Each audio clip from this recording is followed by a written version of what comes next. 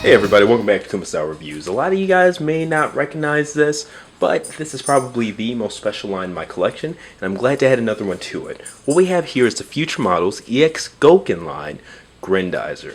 Also standing behind him, just for comparison's sake, is Integer, as well as Great Mazinger, also from the Fewture Models EX Gokin line. I pretty much swear by the Fewture Models EX Gokin line when it comes to my Gokin collecting because of their designs. Not just that, but their quality is really good too. About 80 to 90% die cast per toy, as well as being huge. We'll take a look at Grendizer here. Height-wise, he is just over 10 inches tall. He is 10 and an eighth inches tall, I think it would be called. Yeah, so pretty huge. I know that their shin getter, which I also own and have reviewed on this channel, look it up, is near 12 inches, I believe. These are really big, lots of die cast, really heavy, just a quality line. And at $400 to $500 per, up to $1,000 if you're looking at the shin getter. I think that goes for like $1,500 now. These are expensive, so definitely something you want to take care of if you get them. Things like that. Hopefully more people get them. I'd love to discuss this stuff with more people because these are the favorite thing that I collect. But anyway, taking a look at them.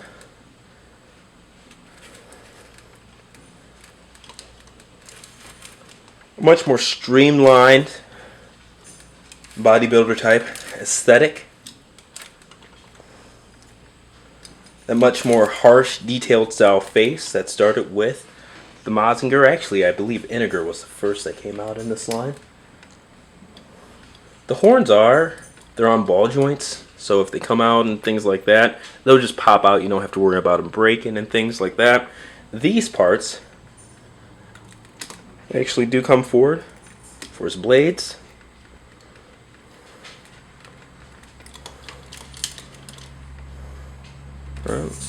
Showed that on one hand. And also, definitely for all those little features and stuff like that, check out kumastyle.com and we'll have the pictorial up as soon as this video review goes up. But looking at his posability here, there he is. This piece of his neck does not move. This is on a ball joint here. There is movement in the shoulder pads there. Nice, strong ratchets for the outward swing. Tight friction for the front and back. He does have double jointed elbows. See them right there and right there. He has ab crunch, ratcheting ab crunch. Of course, waist swivel. Really strong thigh joints, full rotation. And you see his skirts do move up here. These are excellently put together. Really good knee bend, as well as plenty of thigh swivel and forward toe movement. So definitely posable as all get out. He does also come with, as you can see here, that I just knocked down during that, his double spacer. It's a mixture of die cast and plastic. Pretty big here as well. Really well put together. Look at the paint applications. Everything on Fewture Model products are just perfect. That's why I love them. They make you want to touch them with gloves on. So we'll go ahead and get this transformed and actually get him on his back. One improvement that this sees, I started with the Getter G line, especially Dragon, lots of improvements to the previous designs. So for him, rather than the flip out and latch method that they used to attach to spacers, this one actually has something, presses in and clips in. So no panels or anything like that.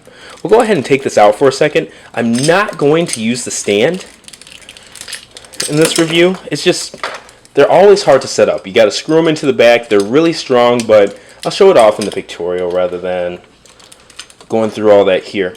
Now, he does come with his staff. If you want an authentic look, these do come off of his shoulders to emulate them forming the staff. But for this review, I'm going to keep them on. Just a lot to deal with. But to attach his stand, you can see it over here. It actually sticks in, pegs in there, and then screws in for tightness. Alright. There we go. There he is with a spacer attached. Let me get that peg down. And it's a really hard peg. That's why I don't like taking it out. And there are my dogs. They are being amazing right now.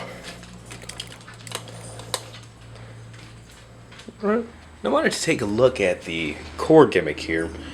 A lot like the Getter G series, this definitely changed that up from just the removable plates and things like that.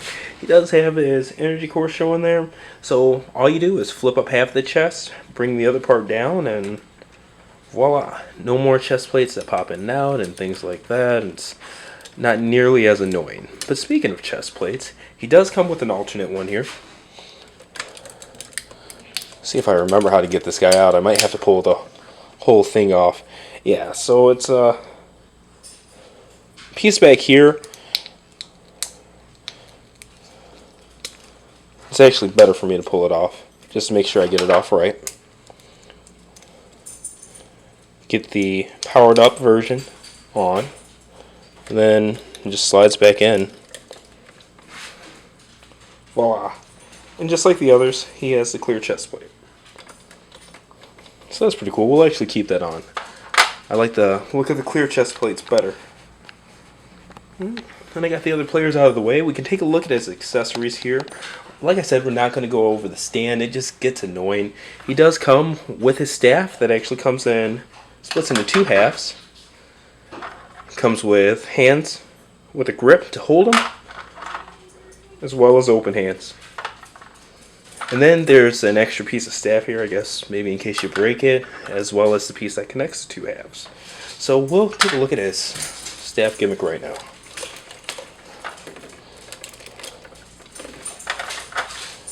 The hands are just on ball joints.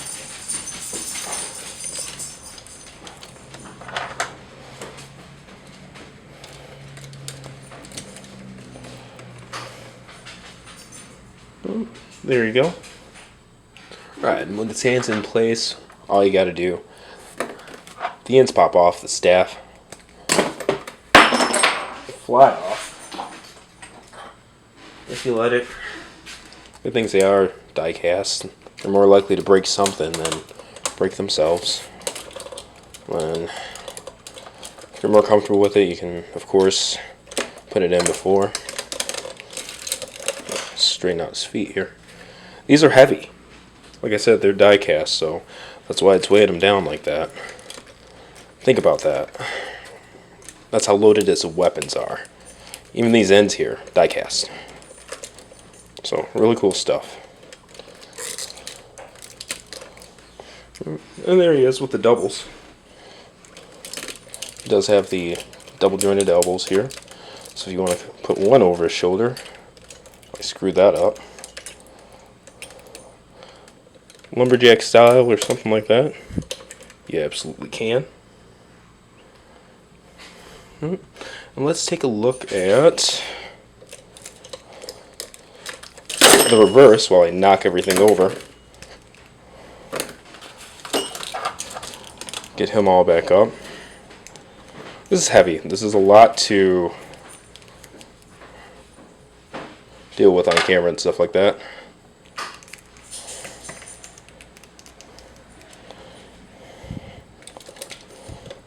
Right. There's half. There's half. Let's get this part off. These are really tight, and that's part of the problem. I'm actually going to take the hand off.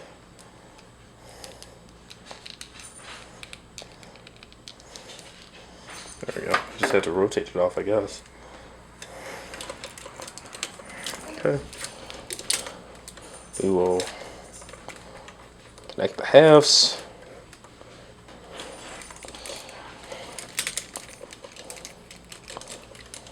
Okay.